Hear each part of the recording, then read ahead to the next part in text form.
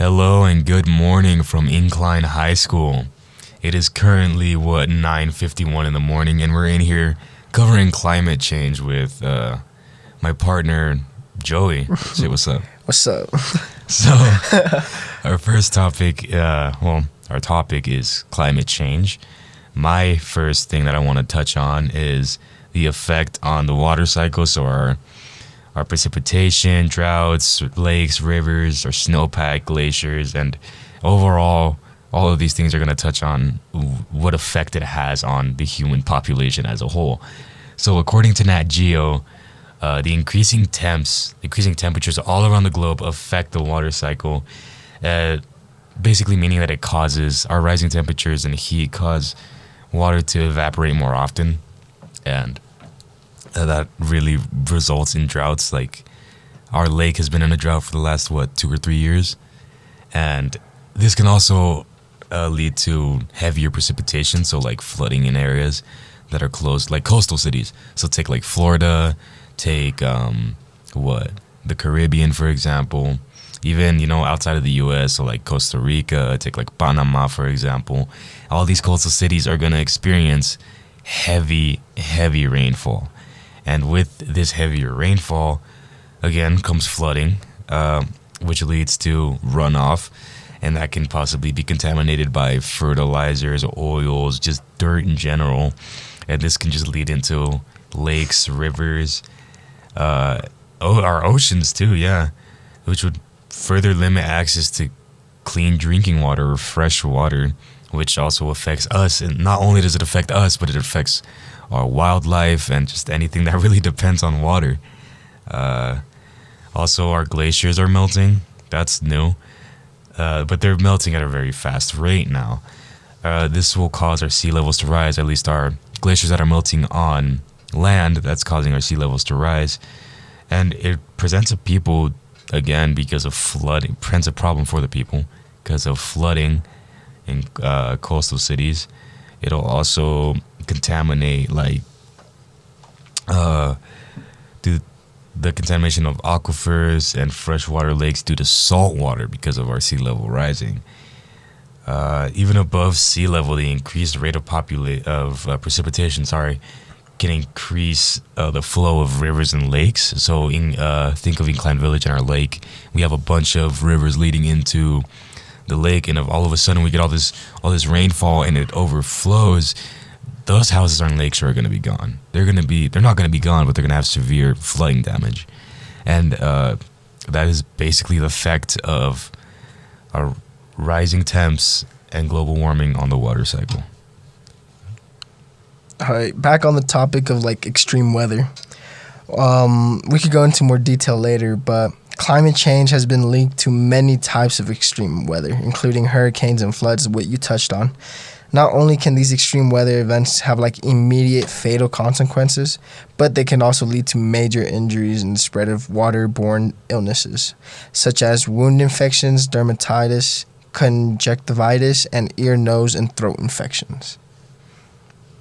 And touching on infections and illnesses, now since like the climate is going to be heating, the mosquitoes are free to roam like around beyond the current habitats and shifting the burden of diseases like malaria, dengue fever, chikungunya, and West Nile viruses. Because the temperature is warming up, that just means they could like spread out more. Instead, they could inhabit what was colder habitats. Now they're going to be spreading around. I completely agree with you on, the migration of mosquitoes from our tropical zones into our temperate and possibly, hopefully not our Arctic zones.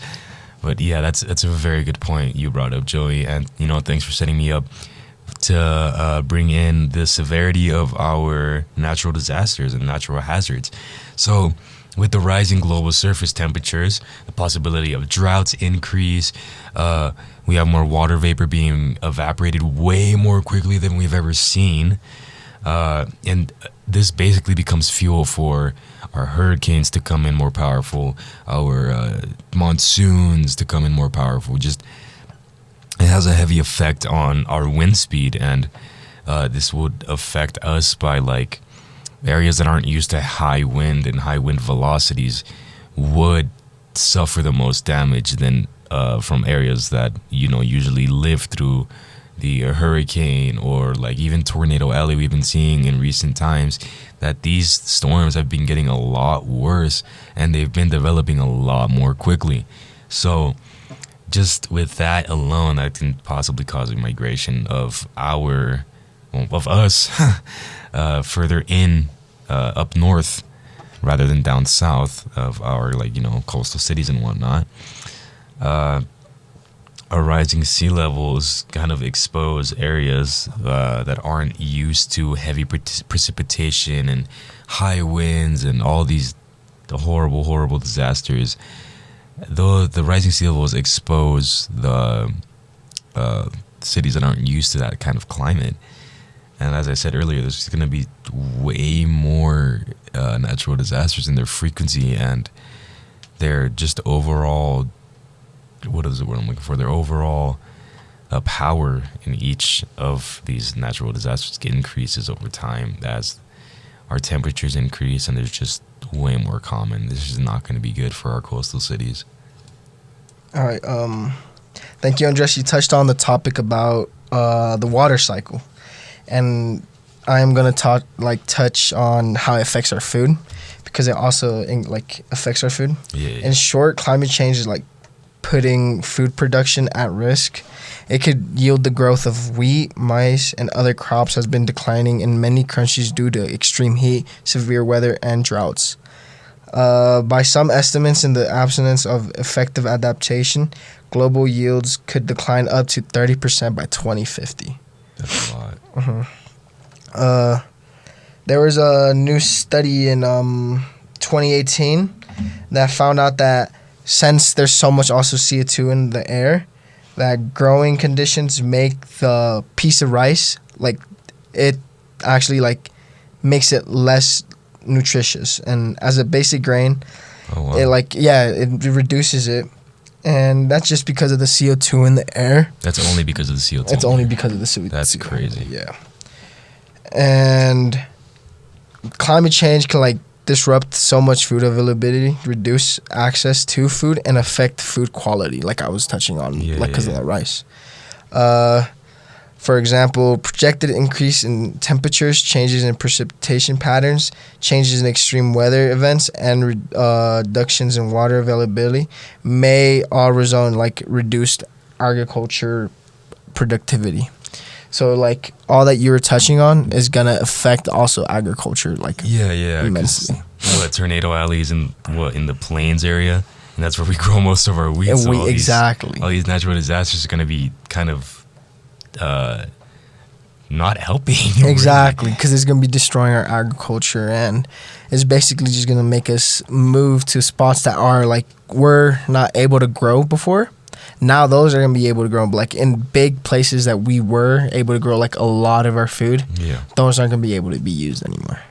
Yeah, it's just going to change our time of harvest. It's going to change our time when we can plant those grain and really produce as much food as we used to. We're not going to be able to do that once these temperatures start increasing, and they already have been increasing. Yeah, exactly. So speaking of, land usage with our harvest and everything, we might not have that land to use, at least a low-lying one. So think of Mexico, where we grow tequila plants, and lower Latin America with bananas and all that.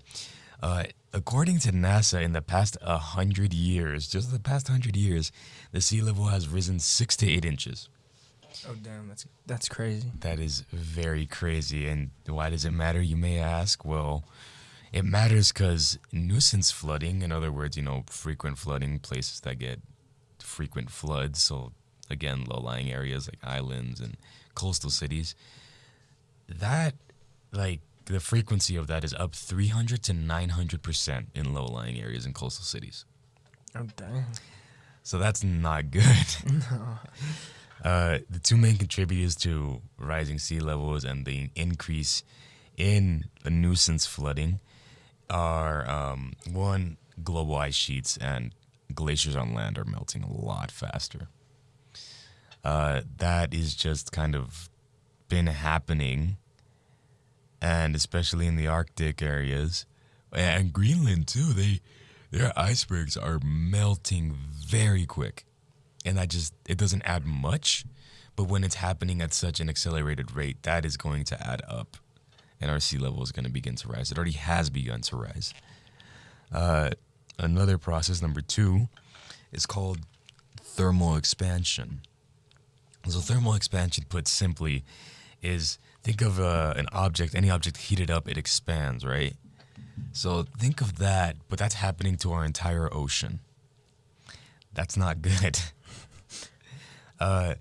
So this just really causes major flooding, and just more adding on to the rise of our sea levels. And with the rise of our sea levels, we could potentially lose like the Marshall Islands. We could lose the Maldives. We could lose the Caribbean islands. We could lose our coastal cities. So think of like Maine, think of Rhode Island, think of like Western California, those areas really down south.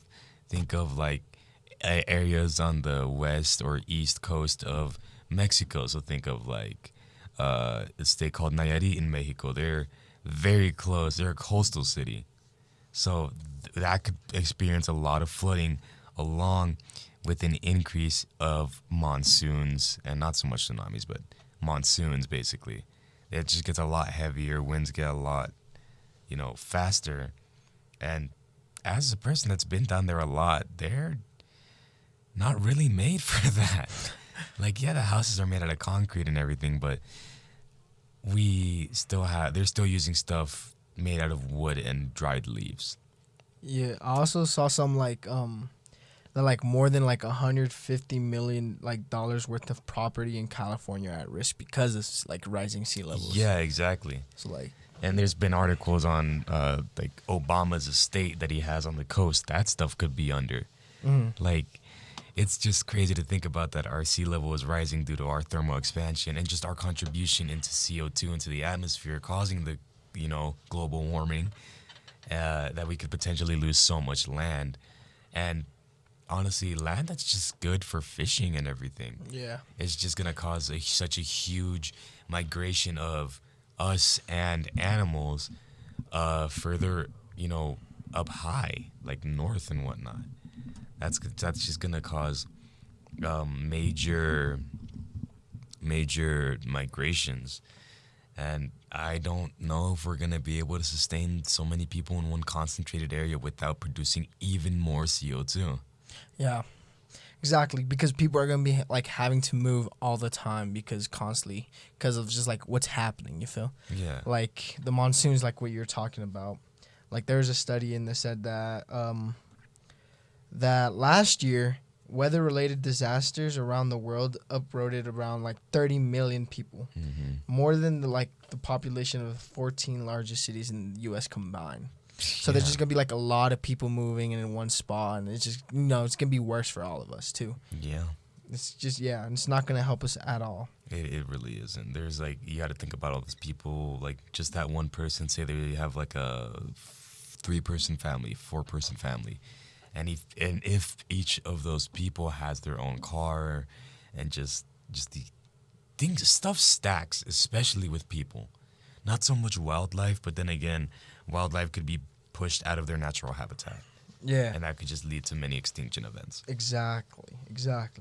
And then not just that, like maybe like how you're talking about, like some places might be too wet, but like many other places are like getting something called the dry corridor. Yeah. And that is just basically like really like bad climate change, like extreme droughts, and like it just like messes up the like crop like production, Yeah. So it's just not gonna help us at all because there's just not enough water to like sustain all those crops and agriculture anyway.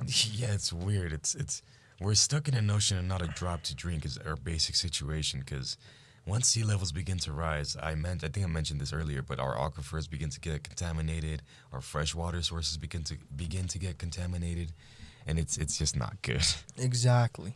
And then what you're also saying, like so much people are gonna be moving into one spot that's gonna cause more CO2. Yeah.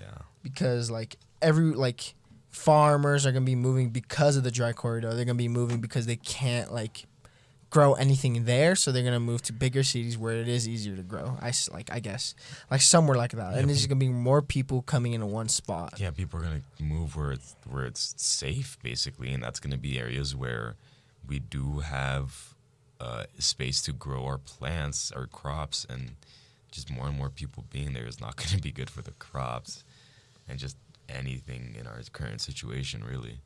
Yeah, and then you were saying about animals moving too, and it shows like a tally of more than 4,000 species around the world are roughly like on the move, and that's a lot of animals too. Yeah.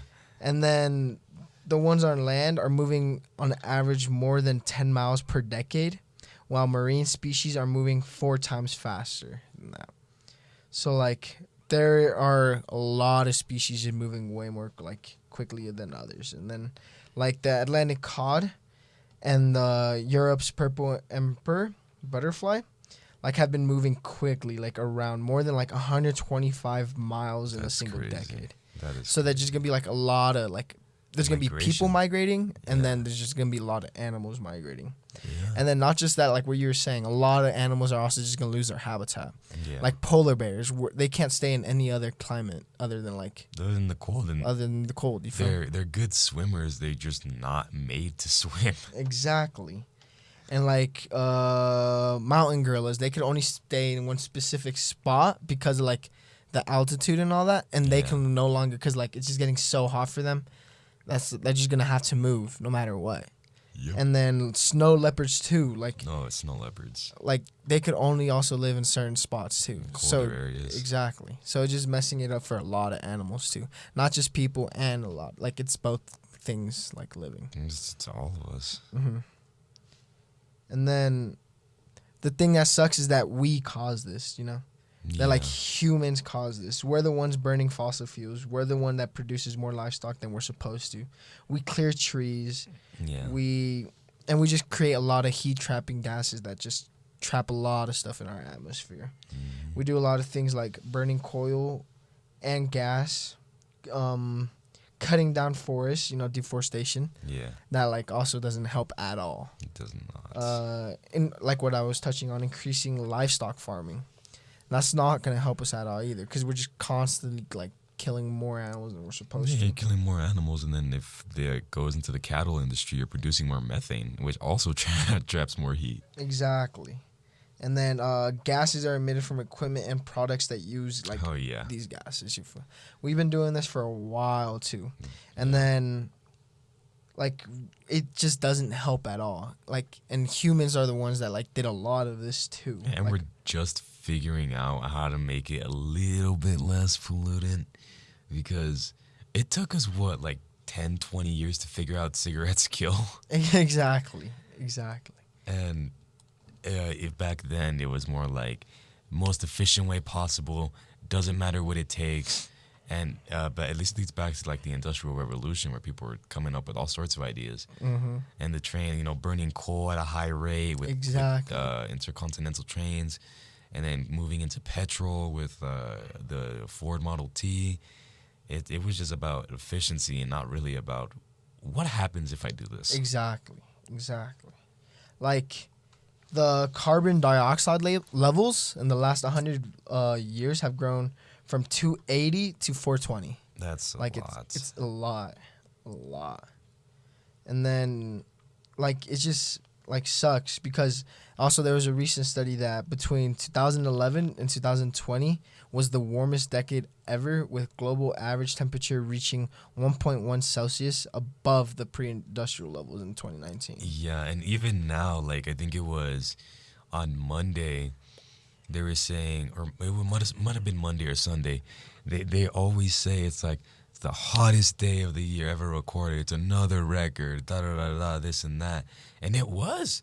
Reno got up to 76. And now we're back down at 64. And that storm we had on, Tuesday night? Yeah. That was out of nowhere and we got back down into the 40s. So Yeah, I know, it's crazy. this is really showing us even at such a high, well, we're not at a high elevation, but we are in the Sierras. And it didn't really snow this year. Like, it snowed, but not as much as it did 4 or 5 years ago. Exactly.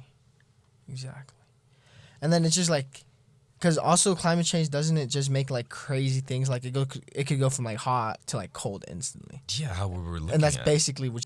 Well, Joey, on, a less depressing note, so we can get off of not having enough food to survive for the next couple of years and losing a lot of our islands. Here are some actions we can take to reduce our effect. Basically reduce our effect. We can change the way we travel. So that's switching from petrol or gas-powered cars to electric. We can also, not take as many trips outside of the country or even within the country.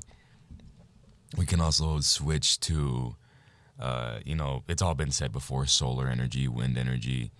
Hell, even nuclear energy is pretty good for us. It's just portrayed as being very dangerous.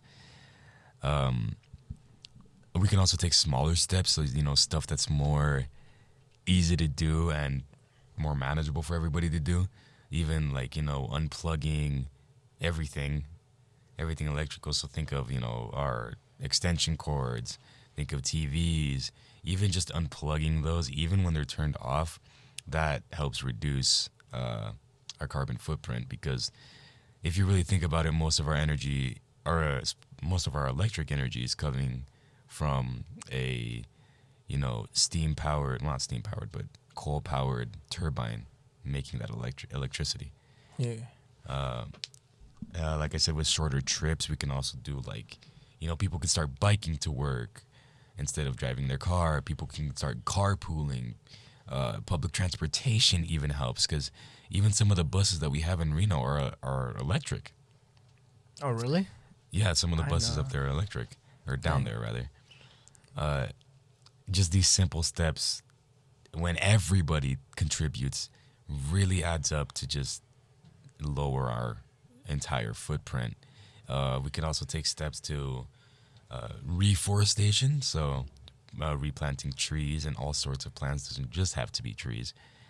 We can also, create more federally guarded lands, so we can make more national parks and just areas where they aren't allowed to build or cut down trees. That's really about it. It's all these small things that'll add up to really a big cause that's going to affect everybody. Yeah, especially like our generation. Yeah. So it's better if we just start getting on it now. We can take action Yeah. since we're so young. And eventually, hopefully, it's not going to be in our lifetime, but hopefully within a couple of, millennia, we'll see, hopefully centuries, but we'll see some sort of change, and hopefully a change for the better, Yeah.